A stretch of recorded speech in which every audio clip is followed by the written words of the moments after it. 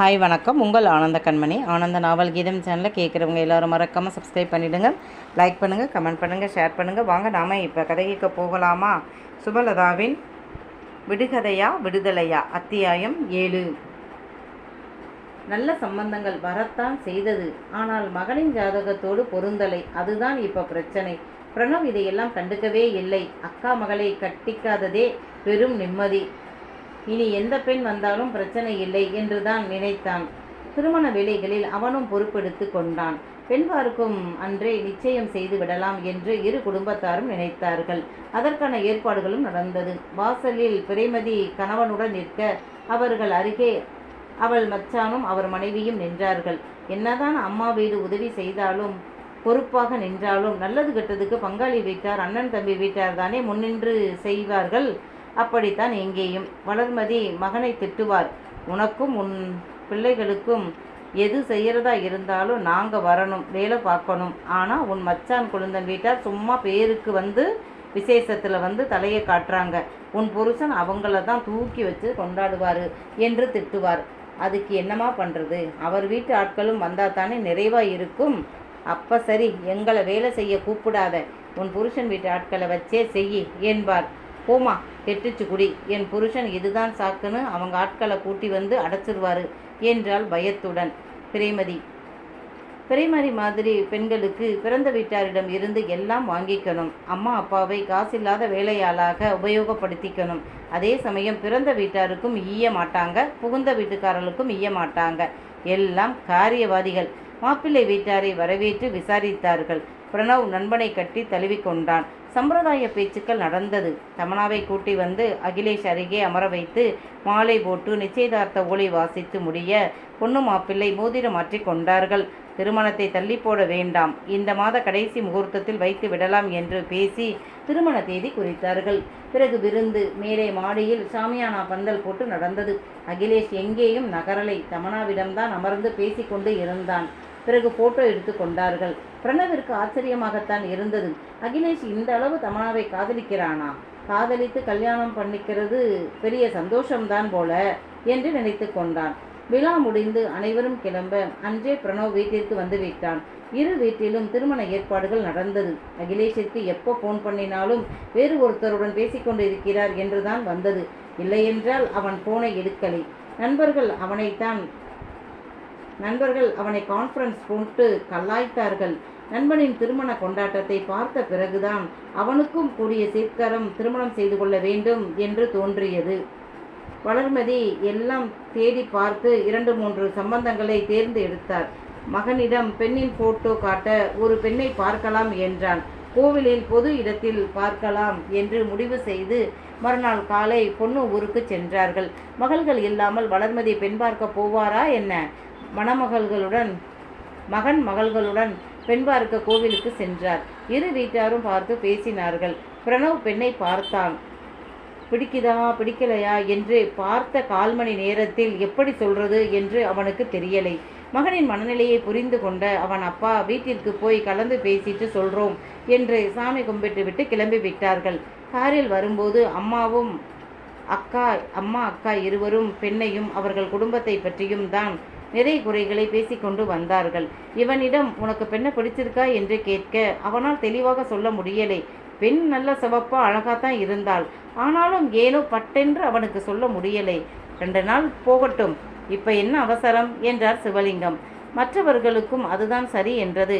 ஆனால் மறுநாளே பெண் வீட்டார் ஃபோன் பண்ணி இந்த சம்பந்தம் வேண்டாம் என்றதும் உண்மையில் சிவலிங்கத்திற்கு திக்கென்று இருந்தது.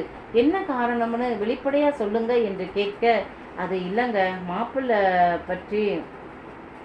மாப்பிள்ளை பற்றி எந்த குறையும் இல்லை, குடும்பமும் எங்களுக்கு பிடிச்சிருக்கு. ஆனால் பொண்ணு தான் பயப்படுது. மாப்பிள்ளை வருஷத்துக்கு 3 மாசம்தான் ஊரில் இருப்பாராம்.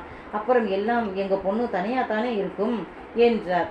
ஆமாம், கூடத்தான் நானும் என் மனைவியும் இருப்போமே என்றதற்கு, அது எப்படிங்க, புருஷன் பக்கத்தில் இருக்கிற மாதிரி இருக்குமா? காலம் பூரா பொண்ணு தனியாக இருக்க முடியுமா? அதனால தான் பொண்ணு பயப்படுது. எங்களுக்கும் மாப்பிள்ளையை ரொம்ப பிடிச்சிருக்கு, அதனால் ஒரு வழி இருக்குது என்று பெண்ணின் அப்பா தயங்க, என்ன வழி என்று சிவலிங்கம் கேட்க, நீங்கள் கேட்டதால தான் சொல்கிறேன் என்று தயங்கியவர், மாப்பிள்ளை ஊருக்கு போனதும் எங்கள் பொண்ணு எங்கள் கூட வந்து இருக்கட்டும், பிறகு எப்போ மாப்பிள்ளை வர்றாரோ அப்போ அங்கே வரட்டும் என்றார். என்னது, உங்கள் மகன் 3 மாதம்தான் இங்கே இருப்பாளா? அவள் என்ன டூரிஸ்ட் விசாவிலையா வந்திருக்கா என் வீட்டை சுற்றி பார்த்துட்டு போகிறதுக்கு? இந்த வீட்டு மருமகளா என் மகனுடன் குடும்பம் நடத்தத்தானே வர்றா என்று வளர்மதி பட்டென்று கேட்க, அதுதான் எங்களுக்கு பயமாக இருக்குங்க. கட்டின புருஷன் கூடவே இருந்துட்டா அவர் பார்த்துக்குவாருன்னு பெற்றவங்க நாங்கள் நிம்மதியாக இருக்கலாம். ஆயிரம்தான் இருந்தாலும் காலம் பூரா மாமனார் மாமியார் கூடவே இருக்கிறதுன்னா கஷ்டம் தானேங்க. இந்த காலத்து பொண்ணுங்க யாரும் புருஷனை விட்டு பிரிஞ்சு வருஷக்கணக்காக தனிமையில் இருக்க விரும்புகிறதே இல்லைங்க என்றார். அட என்னங்க இப்படி சொல்கிறீங்க? இப்போவும் புருஷனை வெளிநாட்டுக்கு அனுப்பிட்டு மாமியார் வீட்டோடு இருக்கிற பொண்ணுங்களே இல்லையா என்ன என்று வளர்மதி கேட்க, அதெல்லாம் அந்த காலத்துலங்க. இப்பெல்லாம் பொண்ணுங்க புருஷன் கூடவே வெளிநாட்டுக்கு போய் வாழத்தான் நினைக்கிறாங்க. அந்த காலத்தில் பொண்ணுங்க அதிகம் படிக்கலை, வெளியில் பழக்க வழக்கம் குறைவு, அதனால் புருஷன் வீட்டில் இருந்து பிள்ளை வளர்த்தாங்க. இப்போ அப்படியெல்லாம் இருக்கா என்ன? அப்படியெல்லாம் பெண்கள் விரும்புறது இல்லை. நாங்களும் படிச்சிருக்கிறோம், நாங்களும் ஏதோ ஒரு வேலை பார்க்குறோம் இல்லையா, புருஷன் கூட இருந்து பிள்ளை வளர்த்துக்கிறோம் அப்படின்னு புருஷன் கூட போகத்தான் விரும்புகிறாங்க என்றார். எங்களுக்கு இதெல்லாம் சரியாக வராதுங்க. என் மகன் போயிட்டா என் மருமக எங்கள் கூட தான் இருக்கணும் என்றார் வளர்மதி கராராக. அப்போ சரிங்க, எங்களுக்கு ஒத்து வராது என்று அவரும் சொல்லிவிட்டார். என்னங்க இது அநியாயமாக இருக்குது? வருஷத்தில் 3 மாதம்தான் இங்கே வருவாளாம், டூர் வர்றாளா என்ன? கொடுமையால இருக்கு இது என்று வளர்மதி சொல்ல, இன்னைக்கு பெண் கிடைக்கிறதே அரிதா இருக்கு, கிடைச்சாலும் இப்படித்தான் ஒத்து வராது என்றார் சிவலிங்கம். என்னங்க பேசுறீங்க? மிலிட்ரிக்கார மாப்பிள்ளைக்கு யாரும் பொண்ணு கட்டுறது இல்லையா? அவங்களும் வருஷத்துல 1-2 மாதம் தானே லீவில் வர்றாங்க என்றார் வளர்மதி. நீ சொல்கிறது சரிதான், ஆனால் இராணுவத்தில் வேலை பார்க்குற மாப்பிள்ளைக்கு பொண்ணு கொடுக்க எத்தனை பேர் தயாராக இருக்காங்க சொல்லு. ஏன் நம்ம நிறைமதிக்கு ஒரு மாப்பிள்ளை இராணுவத்தில் டாக்டராக இருக்கிற மாப்பிள்ளை வந்ததே, அப்போ ஏன் வேண்டாம்னு சொன்னோம்? அது உயிருக்கு உத்தரவாதம் இல்லாத வேலை அப்படின்னு தானே சொன்னோம். அந்த மாதிரி தான் இப்போவும் பசங்க வெளிநாட்டுக்கு வேலைக்கு போகிறாங்க தான். அவர் சொல்கிற மாதிரி பொண்ணுங்க 100க்கு 98 பேர் அம்மா வீட்டில் தான் இருக்காங்க. ஏன்னா பாதுகாப்பாகவும் இருக்கும், தனியாக இருக்கிற மாதிரியும் தோணாது. இது இயல்பு தான், அங்கங்கே இப்படித்தான் நடக்குது என்றார் சிவலிங்கம். ஏன் மாமியார்கள் மருமகளை தூக்கி முழுங்கிருவோமா என்ன என்று கோபத்தில் வளர்மதி கொதித்தார். விடுங்கம்மா, இது இல்லாட்டி இன்னொரு பெண்ணு என்று பிரணவ் சொல்லிவிட பிறகுதான் விட்டார் வளர்மதி. மகனின் வேலை அவன் திருமணத்திற்கு பெரும் தடையாக இருக்கு என்று சிவலிங்கம் வளர்மதி புரிந்து கொண்டார்கள். சிவலிங்கம் அதை ஒத்துக்கொண்டார், வளர்மதியால் அதை ஒத்துக்கொள்ள முடியலை. எனவே முன்பை விட வேகமாகத்தான் பெண் தேடினார். ஒரு பெண் வைத்திருக்கும் நல்ல வசதியான குடும்பத்தார் வெளிப்படையாக மறுத்தார்கள். கப்பலில் வேலையா? அது சரியா வராதுங்க. வெளிநாட்டு வேலை சம்பளம் என்றாலும் சரியா வராது. சம்பளம் என்ன பண்ண, பொண்டாட்டி புருஷன் சேர்ந்தே இருக்க முடியாது. மேலும் புள்ள குட்டி வளர்க்குற பொறுப்பு பூரா எங்கள் பொண்ணு தலையில தான், ஒத்தாளாக பார்த்துக்கணும்.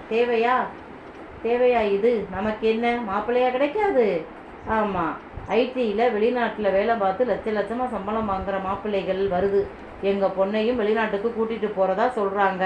மேலும் பொண்ணுக்கு டெலிவரி சமயத்தில் நாங்களும் போய் இருந்து வெளிநாட்டை சுற்றி பார்த்துட்டு வரலாம். எத்தனை வசதிகள் இருக்குது. அப்படி ஒரு மாப்பிள்ளை தான் எங்களுக்கு ஒத்து வரும் என்று பல சொந்தக்காரர்களை வளர்மதி முன்னாடியே சொல்லி வெறுப்பு ஏற்றினார்கள். 8 வருடமாக மகன் கப்பலில் வேலை செய்து கை நிறைய சம்பளம் வாங்குகிறான். அப்புறம் வளர்மதிக்கு என்ன கஷ்டம் என்று சொல்லி வளர்மதியை பார்த்து பொறாமைப்பட்டவர்கள் கூட இப்ப பெண் கொடுக்க யோசிக்கிறார்கள். அதிலும் பெற்றவர்களை விட பெண்கள் தான் அதிகம் இப்படி யோசிக்கிறார்கள். கணவனை விட்டு பிரிந்து பிள்ளைகளுடன் மல்லுக்கட்டி காசுக்காக இளமையை தொலைத்து வெறும் வீடியோ காலிலும் போனிலும் காலம்பூரா குடும்பம் நடத்தணும். எத்தனை லட்சம் சம்பாதித்தாலும் நினைச்ச நேரம் புது ட்ரெஸ் போட்டுக்கிட்டு புருஷனோட கோவில், குளம், சினிமா, பீச், பார்க், மால் என்று சுற்றி வர முடியுமா? அப்படி சம்பாதிக்கிற பணத்தால் என்ன பிரயோஜனம்? என் இளமையை திரும்ப கொண்டு வர முடியுமா என்று இன்றைய தலைமுறை பெண்கள் யோசிக்கிறார்கள். அதன் விளைவுதான் இது. அகிலேஷ் தமன்னா திருமணம் கோலாகலமாக நடந்தது. முதல் நாள் இரவு ரிசப்ஷன் முடிந்தது. ஒரு வாரம் முன்பே அகிலேஷ் சென்னையில் நண்பர்களோடு பீச் ரெசார்ட்டில் விருந்து கொடுத்தான். அகிலேஷ் தமன்னாவை கூட்டி வாடா என்று பிரணவிடம் கேட்க, டே, எங்க அம்மா என்னை கொன்னுருவாங்க, ஆளப்பாரு போடா. இதுவரை குடும்பத்தார் எல்லாரும் சேர்ந்து போவோமே தவிர தனியாக எல்லாம் யார் கூடவும் பெண்களை அனுப்ப மாட்டாங்க என் அம்மா.